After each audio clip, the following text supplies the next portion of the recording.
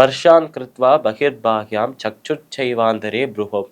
ஸ்பர்ஷான் கிருத்வா பகிர்பாக்யாம், அதாவது தங்களோட புலன்கள் அனுபவிக்கக்கூடிய புலனுகர் பொருட்களை, இப்போ புலன்கள் நம்ம உடல்ல இருக்கு, புலனுகர் பொருட்கள் நம்ம உடலுக்கு வெளியில இருக்கு. இப்படி உடலுக்கு வெளியில இருக்கும், உடலுக்கு பாகத்துல இருக்கும் அந்த ஒரு புலனுகர் பொருட்களை வெளியிலேயே வச்சு அடைத்து வச்சிடுறாங்களாம் இந்த சாங்கியோகிகள். இப்படி இருக்கும் சாங்கியோகிகள், இப்படி இருக்கும் சன்னியாசிகள், இப்படி இருக்கும் முனிவர்கள் தங்களோட உடலுக்கு வெளியில இருக்கும் அந்த புலனுகர் பொருட்களையே வெளியிலேயே வச்சு அடைச்சிடுறான். அதனாலேயே வெளியில வச்சு அடைச்சு இப்போ அவளோட புலன்கள், புலனுகர் பொருட்கள் ரெண்டுத்துக்கும் இடையில் ஒரு சுவரை எழுப்புறாளாம் அவ. இப்படி இந்த சுவரை தாண்டி இந்த புலன் அந்த புலனுகர் பொருளை அனுபவிக்க முடியாது, புலனுகர் பொருள் இந்த புலனை தேடி வரவும் முடியாது. அதனால் இரண்டு வழிகளிலுமே அடைக்கப்பட்டதால் புலனுக்கும் புலனுகர் பொருட்களுக்கும் இடையில் இருக்கும் அந்த சம்பந்தம் முற்றிலுமாக அழிந்து போயிடும் என்று சொல்றார் நம்ம கிருஷ்ணர்.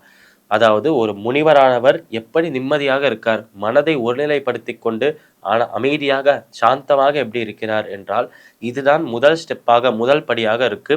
புலன்களும் புலனுகர் பொருட்களும் சேராமல் தடுப்பதுதான் முதல் படியாக இருக்கு.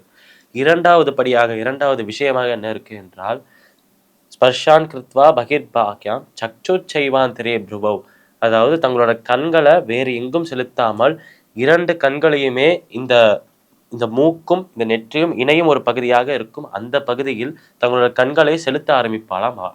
அதனால் கண்கள் எங்கேயுமே அலையாமல் எல்லா இடத்துலையுமே அலைந்து கொண்டே இருக்குமாம் கண்கள், ஏதாவது ஒரு புது விஷயம் கிடைக்கிறதா என்று. இதை நாமே உணர்ந்து பார்த்திருப்போம். அதாவது ஒரு இடத்தில் எதுவுமே நகரவில்லை என்றால் நம்ம ஏதோ ஒரு இடத்தில் பார்த்துட்டு இருப்போம்.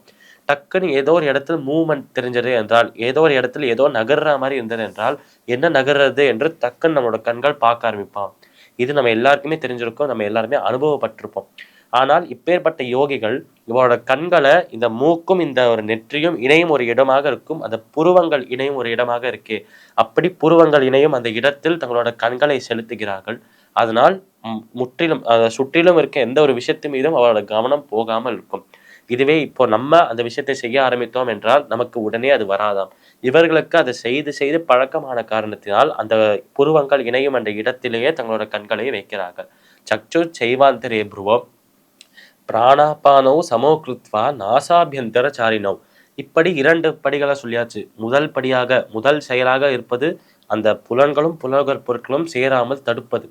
இரண்டாவதாக இருக்கிறது கண்களை அங்கும் இங்கும் அலைய விடாமல் ரெண்டு கண்ணையுமே அந்த புருவங்கள் இணையும் இடத்தில் செலுத்துவது, அந்த புருவங்கள் இணையும் இடத்திலேயே பார்க்க வைப்பது. இதனால் கவனம் அதிகமாகும் என்றும் சொல்றார். இப்ப மூன்றாவது ஒரு விஷயமாக இருப்பது பிராணாயாமம் செய்வது. அதாவது உள்ள வரும் பிராணவாயு, வெளியில போகும் அபான வாயு,